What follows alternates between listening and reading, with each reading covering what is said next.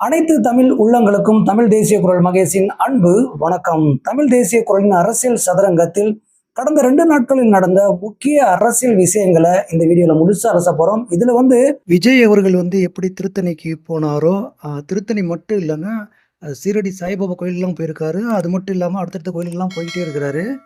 இந்த அறிவாலயத்துல பாத்தீங்கன்னா, இந்த அமைச்சர்லாம் இருப்பாங்க பாத்தீங்களா, இதெல்லாம் பண்ணா கலைஞர் என்ன பண்ணுவாருன்னு அவங்க நல்லா தெரியும். ஆனா இப்ப கோயில்களா சுத்திட்டு இருக்காங்க. அதுக்கு பின்னாடி இருக்க விஷயங்களையும், அதற்கப்புறம் நம்ம அண்ணன் திருமாவளவன் அவர்கள் எலெக்ஷன் ரிசல்ட் போய் தெரிஞ்சு போச்சுன்னு நினைக்கிறேன். பார்த்தீங்கன்னா புலம்புறாரு. அதுக்கு பின்னாடி இருக்க விஷயங்களையும், அதுக்கப்புறம் நம்ம அண்ணியா இருக்காரு பாருங்க, பிரேமலதா அவர்கள் பார்த்தீங்கன்னா 10 தொகுதியிலும் ஜெயிக்க போறேன், அதுக்கப்புறம் நான் என்ன பண்ண போறேன் அப்படின்ற விஷயங்கள்லாம் சொல்லியிருக்காங்க. இதற்கு பார்த்தீங்கன்னா இங்க விசிகாவுடைய தொண்டர்களோட ரியாக்ஷன் பார்த்தீங்கன்னா வேற மாதிரி இருக்குது. அதை பற்றியும், அதுக்கப்புறம் ஒரு முக்கியமான விஷயங்க, இளையராஜா அவர்கள் உள்ளுக்குள்ள இருக்க விஷயங்களை இப்பதாங்க தானா வெளியே வருது. ஏதாவது ஒரு காலகட்டத்தில் வெளியே வரணும்ல. இளையராஜா அவர்கள் விஜய் அவர்களின் போட்டோவை போட்டு பார்த்தீங்கன்னா ஒரு பாடலை வெளியிட்டிருக்காரு. அதாவது இதுக்கு முன்னாடி ஒரு போட்ட பாடல் தான் வச்சுங்களேன். அது இப்போ பட்டும் வைரல் ஆகிட்டு இருக்கிறது. ஆனால் அதற்கு பின்னாடியே டிஎம்கேயின் கொத்தூஸ் பல வேலைகளை பண்ணிட்டு இருக்காங்க. இதை பற்றி இந்த வீடியோவில் முழுசா நம்ம பார்க்க போறோம். விஜய் அவர்கள் திருச்செந்தூர் சென்று முருகனை தரிசித்ததற்கு பின்பு டிஎம்கே சேர்ந்தவர்கள் எல்லாம் எலெக்ஷனுக்கு முன்னாடியே போயிருக்க வேண்டியதானே. இப்போ இந்துக்களெல்லாம் கவர் பண்றதுக்காக பார்த்தீங்கன்னா சில மேஜிக் எல்லாம் காமிச்சிட்டு இருக்காரு விஜய் அவர்கள். இதெல்லாம் நடக்காது அப்படின்ற விஷயங்கள்லாம் சொன்னாங்க. அதுக்கப்புறம் இதை பற்றிலாம் கவலைப்படாம விஜய் அவர்கள் சீரடிக்கு போய் அவர் பார்த்தீங்கன்னா அவரோட குருநாதர் சாய்பாபையும் வணங்கிட்டு வந்துட்டுருக்காரு. அதுக்கப்புறம் மசூதிக்கும் போயிருக்காரு, அதுக்கப்புறம் சர்ச்சுக்கும் போயிருக்காரு. எல்லா இடங்களையும் ரவுண்டு கட்டி சாமி கும்பிட்றாருங்க. என்னடா நீ இப்படி பேசுற அப்படின்னு நினைக்காதீங்க. உண்மையிலுமே நீங்க யோசிச்சு பாருங்களேன், ரவுண்டு கட்டினா இது டிஎம்கே காரங்க சொன்ன விஷயம் தான் வச்சுங்களேன். இதெல்லாம் மக்களிடையே செல்லாது. 4ஆம் தேதி அவர் இருக்கு அப்படின்னு சொல்றாங்க. 4ஆம் தேதி யாருக்கு இருக்க போகுதுன்றது ஒரு நாள் தான் இருக்குது, அன்னைக்கு தெரிய போகுது. அதாவது இந்த டிஎம்கேயோட இப்போ கொத்தூஸ்ல என்ன சொன்னாங்க அப்படின்னு பார்த்தீங்கன்னா, இந்துக்களை ஏமாற்றுவதற்காக பார்த்தீங்கன்னா திருச்செந்தூர் இந்த மாதிரி சாய்பாபா கோயில்லாம் போயிட்டு இருக்காரு அப்படின்னு சொன்னாங்க. ஆனால் இப்போ ஒரு விஷயம் நடக்குதுங்க. அதாவது இந்த டிஎம்கே சேர்ந்த இந்த அமைச்சர்லாம் இருக்கா பார்த்தீங்களா, நேரு பழனிக்கு போயிருக்காரு. இந்த பக்கம் நம்ம சேகர் பாபு இருக்காரு பார்த்தீங்களா, திருப்பதியில ரவுண்டு கட்டி அடிக்கிறாரு. அவரும் சுத்துறாருங்க கோயில. இந்த பக்கம் பார்த்தீங்கன்னா நேரு அவர்கள் பழனியில சுத்திட்டு இருக்காரு, இந்த பக்கம் இவர் சுத்திட்டு இருக்காரு. இப்போ மற்ற அமைச்சர்கள்லாம் அங்கங்க இருக்கிற கோயிலுக்கெல்லாம் போயிட்டு வந்துட்டு இருக்காங்க. இப்போ பார்த்தீங்கன்னா அந்த டிஎம்கேவோட கொத்தூஸ் இருக்காங்க பார்த்தீங்களா, இவங்களோட பேச்சே காணும். அப்போ இது என்னங்க, ஒரே ஒரு விஷயம் தாங்க. விஜய் அரசியல் களத்துக்கு வந்தார் பார்த்தீங்களா, அவர் எப்படி பேசுறாரு, எந்த மாதிரி நடந்துக்கிறாரு, ரசிகர்கள் எப்படி நடந்துக்கிறாங்க, அதாவது துண்டு சுத்துறதுல இருந்து விசில் அடிக்கிறதுல இருந்து, அதாவது விஜயை ஃபாலோ பண்ணி வர்றதுல இருந்து சரி, எல்லா விஷயங்களுமே டிஎம்கே பண்ணிச்சா இல்லையா? இப்போ விஜய் அவர்கள் கோயிலுக்கு போறதையும் ஃபாலோ பண்றாங்க போது சிரிக்காம இருக்க முடியுமா? நீங்களே சொல்லுங்க. கொக்கொலித்து சிரிப்போமா இல்லையா? இந்த சம்பவங்கள்லாம் பார்த்தீங்கன்னா கடந்த 2-3 நாட்கள் நடந்துகிட்டு இருக்குது. நீங்களே பார்த்துக்குங்க மக்களே. அதுக்கப்புறம் அண்ணன் திருமாவளவன் அவர்கள் ஒரு விஷயத்தை கூறியிருக்காருங்க, முக்கியமான விஷயங்கள். அது என்ன அப்படின்னு பார்த்தீங்கன்னா, அதாவது போட்டி கட்சிகளிடையே எல்லா கட்சிகளுக்கும் எதிரி டிஎம்கே தான். அதாவது இந்த டிஎம்கே வாக்குகளை டிவிக்கே பிரிக்க போகிறது, இந்த எலெக்ஷன்ல பிரிய போகுதுன்னு சொல்லிட்டு புலம்ப ஆரம்பிச்சிட்டாரு. அதுக்கப்புறம் முக்கியமாக ஏடிஎம்கே டிஎம்கே வாக்குகளையும் பிரிக்க போகிறது டிவிக்கே அப்படின்ற விஷயத்த சொல்லிட்டாருங்க. இதாவது நாங்கள் ஆரம்பத்தில் சொல்லிட்டு வந்தேன். அப்போல்லாம் சொல்லவே இல்லையப்பா. நீங்க என்ன சொன்னீங்க, 200க்கு மேல, அதாவது மெஜாரிட்டி 200க்கு மேலதான் அப்படின்னு இப்பயும் சொல்லிட்டு இருக்கீங்க. ஆனால் திருமாவளவன் அவர்கள் உண்மை கக்கி இருப்பது பார்த்தீங்கன்னா நம்ம ஏற்றுக்கொள்ளக்கூடிய விஷயம் தான் வச்சுங்களேன். அதுக்கப்புறம் ஒரு விஷயத்த கூறினாருங்க, என்னன்னா விஜயால தனித்து ஆட்சி அமைக்க முடியாதுன்னு சொல்லியிருக்காங்க. இது உங்களுக்கு தேவையா அண்ணே திருமாவளவன் அவர்களே? நம்ம என்னன்னா ஒரு உண்மையான சில விஷயங்கள்லாம் பேசிட்டு வந்தோம். அதெல்லாம் சார்ந்தும் ஏன்னா டிஎம்கேக்கு சொம்பு தூக்கின விஷயங்களுக்காக மற்றவங்களை ஏற்று நின்னோம்.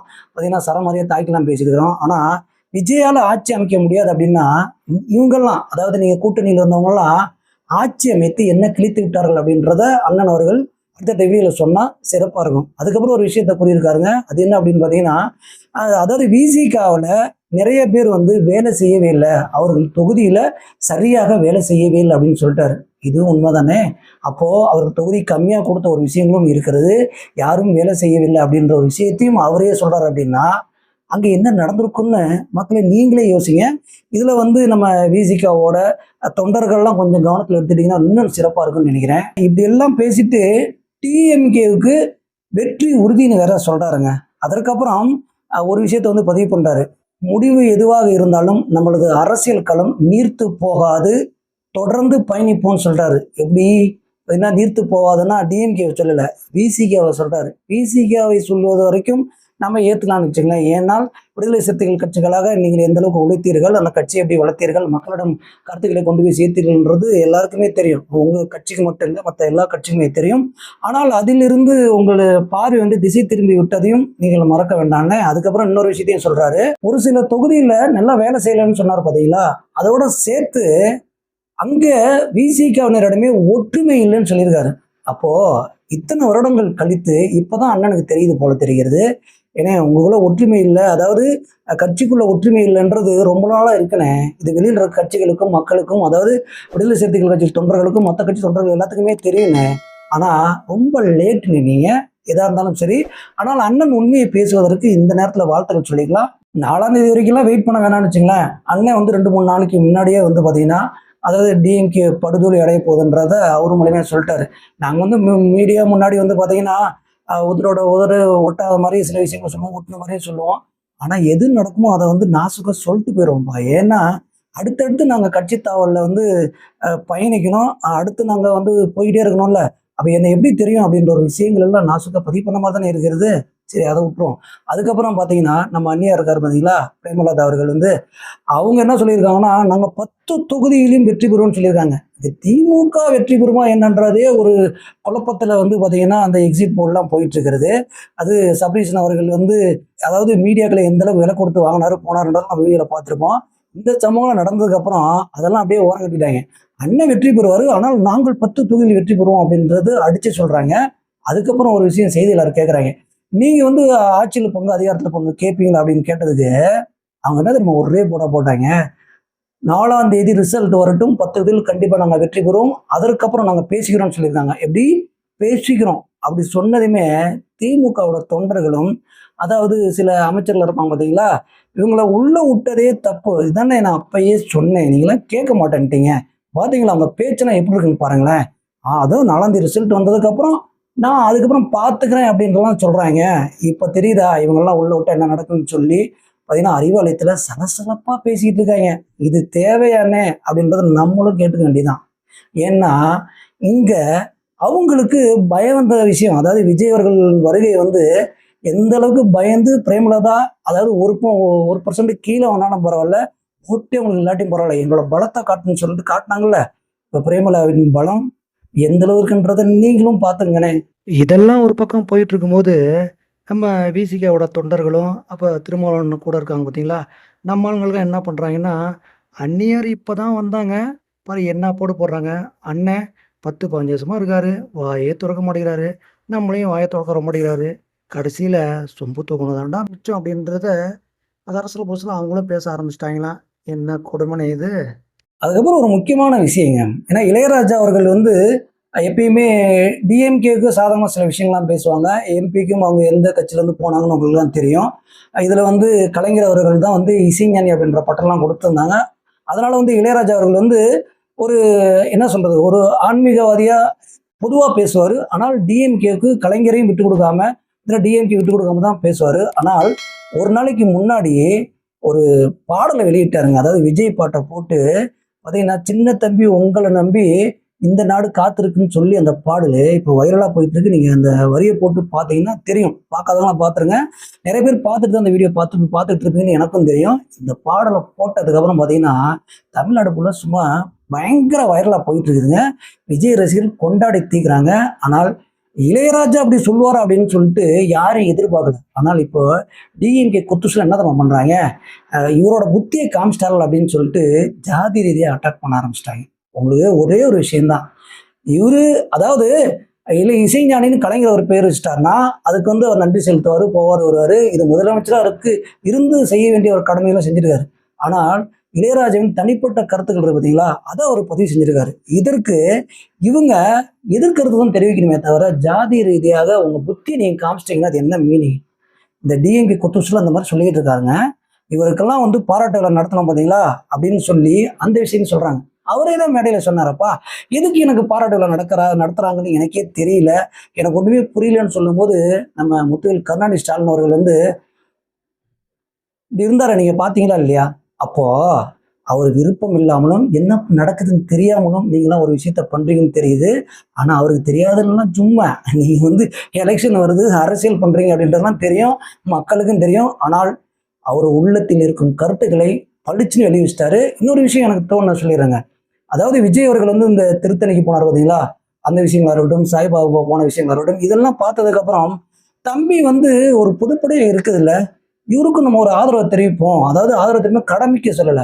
நம்ம ஆதரவு வந்து உண்மையிலுமே அவர் வந்து அதாவது ஜீர்ணித்து இந்த விஷயங்களை பதிவு பண்ணியிருக்கான்னு எனக்கு தோணுது. ஏனென்றால் அவர் வந்து பார்த்தீங்கன்னா கிறிஸ்துவ மக்களையும் நேசிக்கிறார் இந்த பக்கம், இஸ்லாமிய மக்கள் நேசிக்கிறார் இந்த பக்கம், இந்து கடவுளையும் வந்து ஆல்ரெடி அவர் ஆஃபீஸ்லையும் சரி, வீட்லையும் சரி, விநாயகர் கோயில் இந்த பக்கம் வந்து பார்த்தீங்கன்னா இயேசு இந்த இதெல்லாம் வச்சிருக்காருன்னு வச்சுங்களேன், எல்லாமே இருக்கு. அதே மாதிரி இதையும் இப்பயும் ஃபாலோ பண்றாருன்னு ஒரு விஷயத்தை மனதில் வைத்துக்கொண்டு அவர் இதை செஞ்சிருக்காரா, இல்லை ஆல்ரெடி உள்ளுணர்வு இருந்திருக்குமா அப்படின்றதெல்லாம் இளையராஜா அவர்கள் பேசும்போது தான் தெரியும். ஆனால் என்னோட கருத்தை நான் உங்கள்கிட்ட ஷேர் பண்ணிக்கிட்டேன். இப்போ வந்து பார்த்தீங்கன்னா அந்த சின்ன தம்பி உங்களை நம்பி இந்த நாடு காத்திருக்குன்னு சொன்னாங்க பார்த்தீங்களா, 4ஆம் தேதி அதுக்கான விஷயங்கள் சூப்பராக வெளியாகும். ஏனால் ஒட்டு மொத்தமாக எல்லாருமே வந்து பார்த்தீங்கன்னா விஜய் பக்கம் திரும்பி விட்டார்கள்.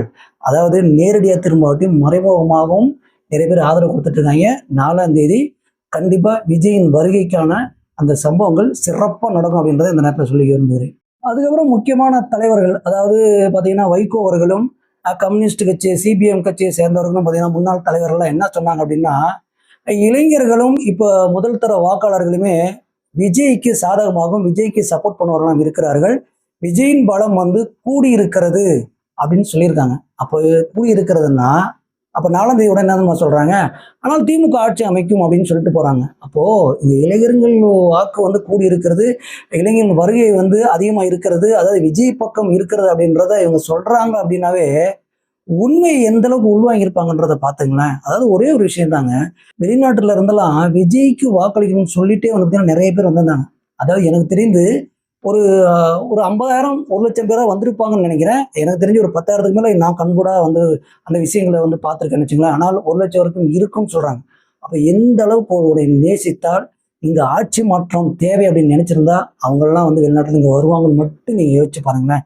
இதை எதிர்கட்சி இருக்கக்கூடிய மற்ற கட்சியில் இருக்கக்கூடிய தலைவர்கள் சொல்றாங்க அப்படின்னா இங்க ஒரு மாற்றமும் தேவைப்படுகிறது. விஜயின் வருகையும் மக்கள் பார்த்தீங்கன்னா வரவேற்கிறாங்க அப்படின்றத நம்ம எடுத்துக்க முடியும். இதில் வீடியோவின் இறுதி பகுதியில் ஒரு முக்கியமான விஷயங்க, ஏன்னா திருச்சியில் வந்து பார்த்தீங்கன்னா டிவிகே அலுவலகம் வந்து எரித்து பார்த்தீங்கன்னா நாசமாக்கப்பட்டது. இந்த சம்பவங்கள் குறித்து பார்த்தீங்கன்னா ஆதவர்ஜுனா ஒரு விஷயத்த சொல்லியிருக்காரு. அதாவது இதற்காக நாங்கள் வந்து பார்த்தீங்கன்னா போய் கம்ப்ளைண்ட் கொடுத்துருக்கேன் அப்படின்னு சொன்னாங்க. அதுக்கப்புறம் ஒரு விஷயத்த சொல்லியிருக்காரு. இங்கே அதாவது 4ஆம் தேதி வந்து சில அசம்பாவிதங்கள் அங்கங்கே நடப்பதற்கு வாய்ப்புகள் இருக்கிறது. அதனால் அதாவது வாக்கு எண்ணும் அந்த மையங்களில் இருந்து 1 கிலோமீட்டர் தொலைவு வரைக்குமே அதாவது இந்த கட்சி தொண்டர்கள் அனைத்து கட்சியை சேர்ந்தவர்களும் இருக்கக்கூடாது அப்படின்னு சொல்லியிருக்காங்க. பறக்கும்படி நிறைய பேர் இருந்தாலும் பாதுகாப்புகள், அதாவது 2ஆம் கட்டம் 3ஆம் கட்ட பாதுகாப்புலாம் போட்டிருந்தாலுமே இதற்கு கொஞ்சம் எச்சரிக்கை இருக்க வேண்டும், இல்லை என்றால் இது போன்ற சம்பவங்கள் நடப்பதற்கு வாய்ப்பு இருக்கு அப்படின்னு சொல்லியிருக்காங்க. அதுக்கப்புறம் இன்னொரு விஷயம் என்னன்னு பார்த்தீங்கன்னா, குழந்தைகள் எல்லாம் நீங்க கொஞ்சம் பாதுகாப்பா கொஞ்சம் வச்சுக்கோங்க அப்படின்னு சொல்லி ஒரு தகவல் பரவிட்டு இருக்கு. அதாவது அவங்க தலைவர் தோந்துட்டாங்க அப்படின்னா ஏதாவது வந்து குழந்தைங்க ஏதாவது பண்ணிக்க போறாங்க அப்படின்னு சொல்லிட்டு இது ஒரு கேம்பெயினா இல்லையா, நீங்களே யோசிச்சு பாருங்க எந்த அளவுக்கு அவங்க போறாங்கன்னு மட்டும் பாருங்க. ஏன்னா இது பாதுகாப்பு வந்து குழந்தைங்களுக்கு கண்டிப்பாக முதல்ல வந்து பெண்களுக்கும் குழந்தைகளுக்கும் தான் தேவை. ஆனால் இதையும் ஒரு கேம்பெயினாக விஜய்க்கு நேர் எதிராக இல்லை எப்படின்றது நீங்களே பார்த்துங்க மக்களே. ஏன்னா இதெல்லாம் கொண்டு வந்து சேர்க்கிறார்கள் அப்படின்னா விஜய்க்கு எந்த அளவுக்கு சாதகபாதம் இருக்கும் அப்படின்றத நீங்க யோசிச்சுக்கணும்னு தான் அந்த இடத்துல சொல்லிக்க விரும்புகிறேன்.